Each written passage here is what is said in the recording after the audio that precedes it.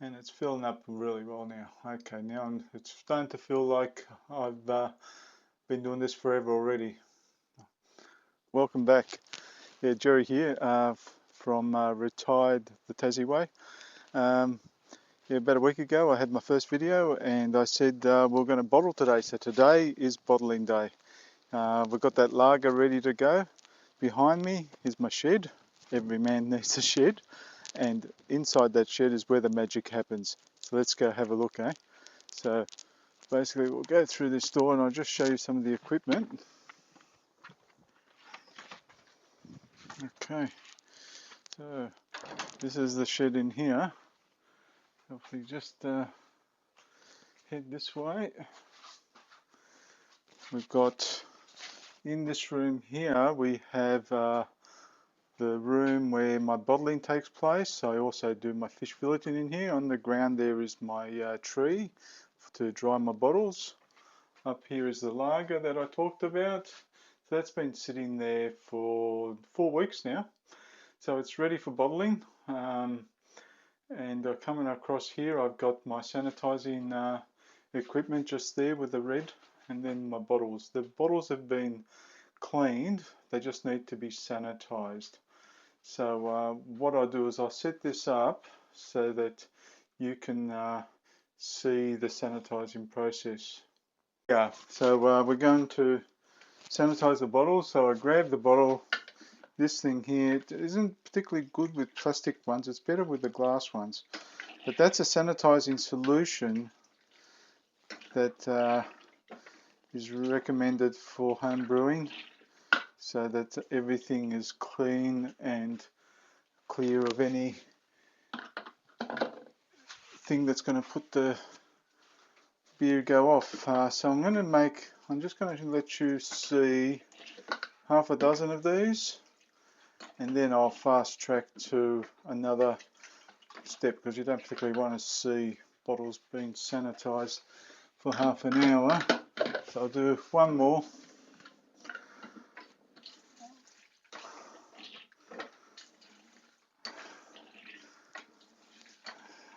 Gets them really clean. It's a really good product that's worth its weight in gold. I'll do one of the glass ones. This is like the one that the stout was in. So this one's a bit easier because it fits that thing a lot better. Yeah, it works better. And it gets all the way in there. Gives it a really good clean. So that's that. I just put the in there, and all the bottles have been sanitized. So now it's magic time. I've got bottle caps in here. They've been sanitized as well. And I've got my carbonate drops that go in. This creates a, I guess the head that makes them a bit fizzy. Probably the wrong words, but that's me. I'm an amateur, right? Okay. What I'm going to do here is put my feeder. This already been sanitized. When the bottle touches this knob, it fills up, and then when it releases, it stops. So I'll stick this in here now.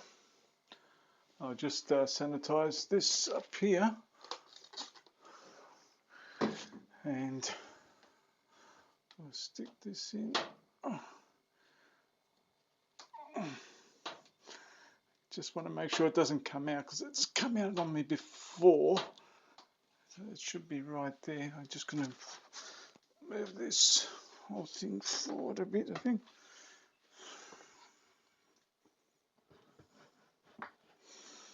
Okay. That should be good. All right, here we go. Here's the first. I'll do maybe half a dozen. Then I'll turn you off and I'll come back to you later. But once again, you don't want to see this whole process for 30 bottles or 23 litres worth. So I'll show you what the process is with 6. So I'll put this in here. I've got to turn this on, and away we go. And she's filling.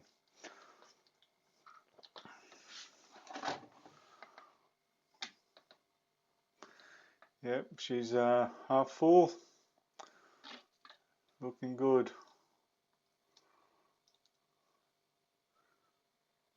And we So I can do that, and she stops filling, which is great because of that system. She does drip a bit because it's a cheapie.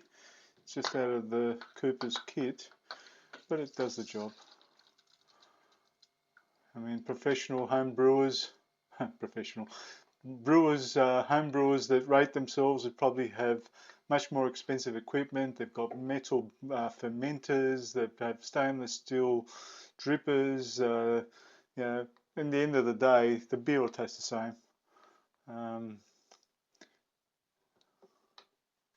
So I just got to remember to press it up, and we're down. Let me put that there. This one here can probably do with a touch more. When you do this, every 3-4 months, you lose your practice. By the end of 30 bottles, I know what I'm doing. So we'll go another one in here.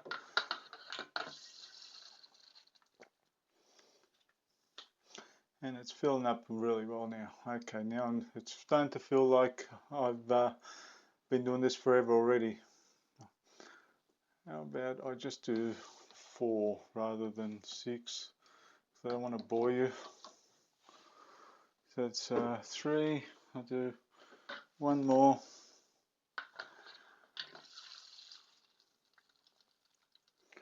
And this brew should be ready for drinking in about 2 weeks.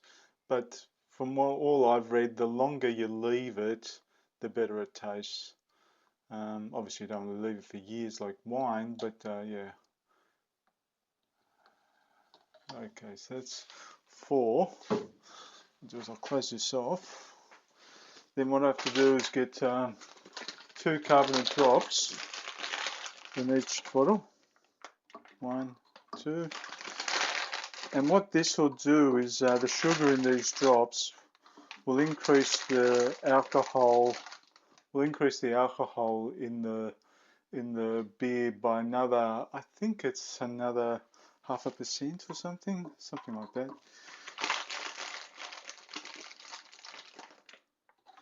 If you put too many of these drops in, when you open it, it'll just burst. All right. That's why you got to wait for it to be totally fermented before you do this step, because otherwise it will keep fermenting in the bottle and not good, because it will just, you're waiting for an explosion to happen. So I just cap all these. I bought new caps this time just so that the seal's on the bottom. Apparently you can reuse the caps, but I don't think you can, You don't get the same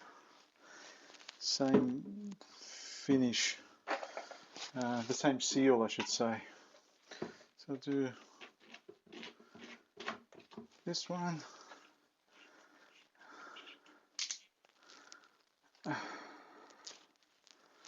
And one more.